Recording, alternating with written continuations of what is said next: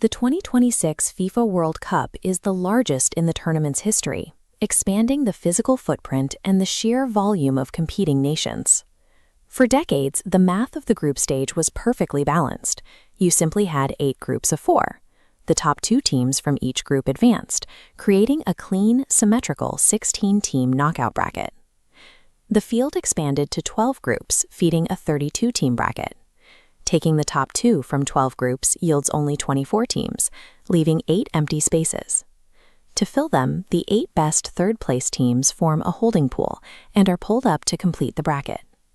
Since those final 8 spots are separated by a broad statistical comparison rather than head-to-head matches, the group stage becomes a highly unpredictable, interconnected mathematical system. A select tier of dominant nations has already bypassed that mathematical chaos completely by winning their individual groups outright. Argentina successfully locked in an early round of 32 berth, securing enough points to keep them entirely separate from the wildcard tiebreakers.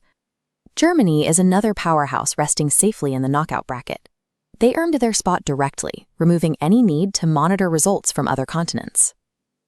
For the team sitting outside those guaranteed top positions, the remaining automatic spots are trapped in volatile battlegrounds. In Group C, Brazil and Morocco are locked in a dead heat, sitting on exactly 4 points heading into their final fixtures.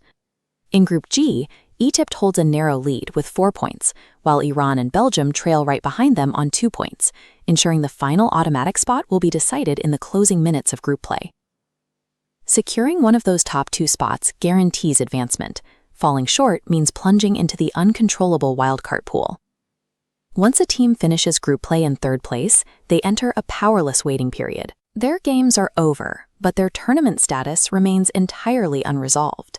This chart compares the exact point totals for the 3rd-place teams waiting in that pool. Bosnia and Herzegovina sits comfortably at 4 points, while South Korea and Scotland are stuck in a logjam with exactly 3 points. When point totals match, the primary metric used to separate the teams is overall goal difference.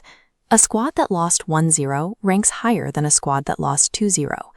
If goal difference is also identical, the system triggers a secondary metric, total goals scored. Scoring 3 and conceding 3 puts you ahead of a team that scored 1 and conceded 1. If teams are still completely even across all mathematical lines, their fate rests on fair play points. This final column deducts points for every yellow and red card a team receives during the tournament. This hierarchy forces waiting teams to rely on statistical algorithms and specific failures of distant rivals, rather than their own direct victories on the pitch. The final group stage matches play out simultaneously in stadiums scattered thousands of miles apart across the globe. Because the wildcard system aggregates totals from all 12 groups, the isolated bubble of a traditional soccer match vanishes. Watch how minor events ripple outward.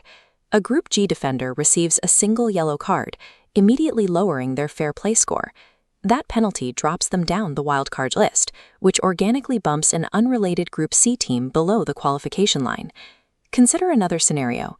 A team leading 4-0 scores a final goal deep into injury time of a blowout match. While that 5th goal means absolutely nothing to the outcome of that specific game, it permanently inflates the aggregate goal difference metric for the entire wildcard pool. A team waiting in Los Angeles might be eliminated by a goal scored in New York, in a match they had nothing to do with. Survival in the 2026 format requires teams to monitor the aggregate data of the entire tournament simultaneously.